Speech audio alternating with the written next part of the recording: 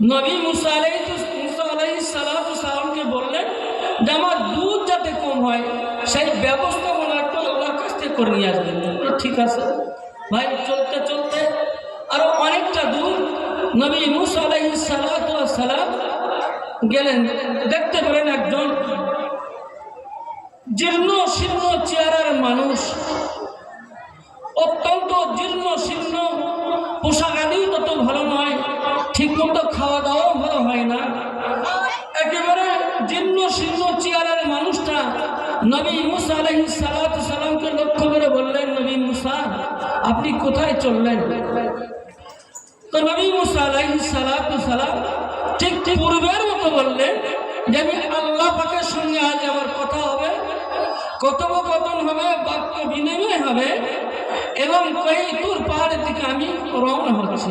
ওই সময় ওই জীর্ণ শীর্ণ একেবারে রোগাক্লিষ্ট দেহ নিয়ে ওই ব্যক্তি বলেছিলেন, নবী মুসা আমি অত্যন্ত গরিব হালতে আছি, দরিদ্র হালতে আছি, আমার ঠিক মতো খাওয়া হয় না, ঠিক মতো পরনের কাপড়ও জোটে না।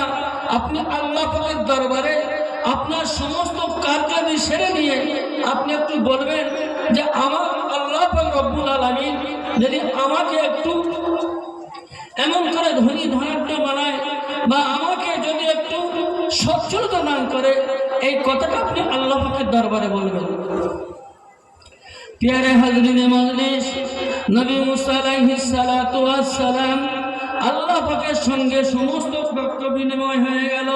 নবী মুসা আলাইহিস সালামের যা কিছু দরকার ছিল আল্লাহ পাকের সঙ্গে সমস্ত কথাগুলো বললেন, কিন্তু না যেই না এমন করে ফিরে আসবেন, এমন অবস্থায় নবী মুসা আলাইহিস সালামের মনে পড়ে গেল যে প্রতিমধ্যে দুইজন ব্যক্তি আমার কাছে বলেছিল এই দুইটি কথা আল্লাহ পাকের দরবারে আমাকে বলতে হবে, অন্যথায় পথ দিয়ে যখন আমি হেঁটে হেঁটে চলবো, হেঁটে হেঁটে যাব, তারা যখন আমাকে জিজ্ঞাসা করবে আমি কেমন করে তাদের জবাব দেবো, লাজবাব হয়ে যাব। আল্লাহ পাকের দরবারে আবার দরখাস্ত করলেন। আল্লাহ পাক রব্বুল আলামিন বললেন, নবী মুসা কি সংবাদ, কি ব্যাপার, আবার তুমি এমন করে দরখাস্ত করলে কেন? এমন অবস্থায় নবী মুসা আলাইহিস সালাম বললেন, আয় রব্বি আল্লাহ, আমি যখন আসছি আপনার সঙ্গে কথোপকথন হবে, এমন করে বিদায় হবে, এমন করে বাক্য বিনিময় হবে। আস্তে আস্তে একজন বৃদ্ধ মহিলা আমাকে বলেছিল, নবী মুসা তুমি আল্লাহ পাকের দরবারে এমন করে বলবেন, আমার একটা গাভী গরু আছে, দুধ দেনওয়ালা গরু আছে, আল্লাহ পাক রব্বুল আলামিন তাকে এত দুগ্ধ দান করেছেন, আমি খেয়েও শেষ করতে পারি না, আমি প্রতিবেশীদের দিয়ে শেষ করতে পারি না। এই দুধের বরকত যেন আল্লাহ পাক রব্বুল আলামিন আমাকে একটু কমিয়ে দেয়, আল্লাহ যেন আমাকে কমিয়ে দেয়।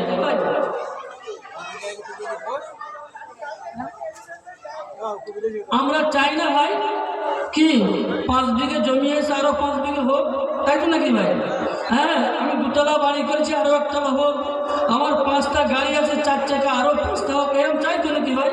আমি আপনি চাই। কিন্তু ওই বৃদ্ধ মহিলা বলছেন, নবী মুসা তুমি বলে দেবে, আল্লাহ পাককে বলবে যে আল্লাহ আমাকে এত দান দুগ্ধ দান করেছে, আমি নিজে খেয়েও শেষ করতে পারি না, প্রতিবেশীদের দিয়েও শেষ করতে পারি না, আল্লাহ যতটা কমিয়ে দেয় সেই ব্যবস্থা তুমি করে আসবে।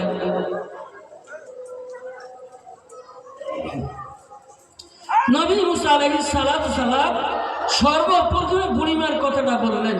বলার পরে আল্লাহ পাক বলেন, নবী মুসা তুমি জানো না ওই বৃদ্ধ মহিলা যে কোনো কাজ শুরু করার পূর্বে সর্বপ্রথমে বলে বিসমিল্লাহির রহমানির রহিম, আমি দয়ালু এবং দাতা।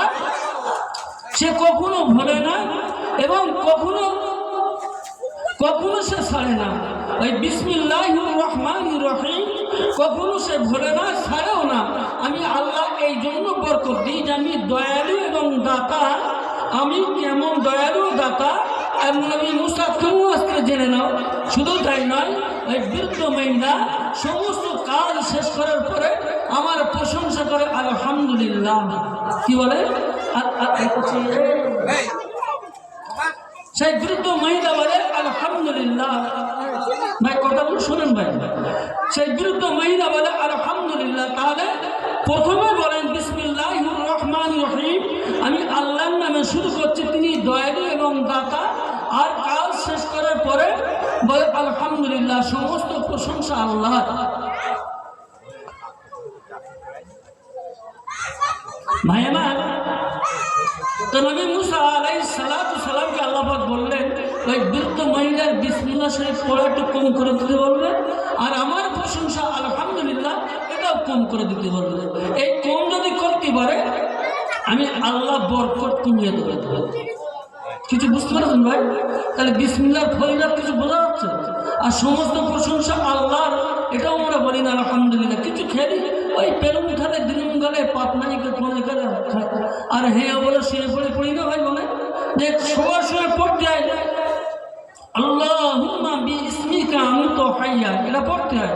কিন্তু কলম পড়ি ভাই সবার শুনি, কিন্তু বহুত সবার শুনি, তাই না? যাই হোক, এমন করে নবী মুসা আলাইহিস সালাম শুনলেন। তারপরে দ্বিতীয় ব্যক্তির কথা বললেন যে ওই ব্যক্তি অত্যন্ত অভাবী, দরিদ্র, জীর্ণ শীর্ণ চেহারা, পরনের কাপড়ও অত্যন্ত জরাজীর্ণ। ওই ব্যক্তি আমার কাছে দোয়া চেয়েছে, আপনার কাছে জানতে চেয়েছে আপনি আল্লাহ পাক রব্বুল আলামিন ওই ব্যক্তির একটু সংসারে সচ্ছলতা দান করবেন।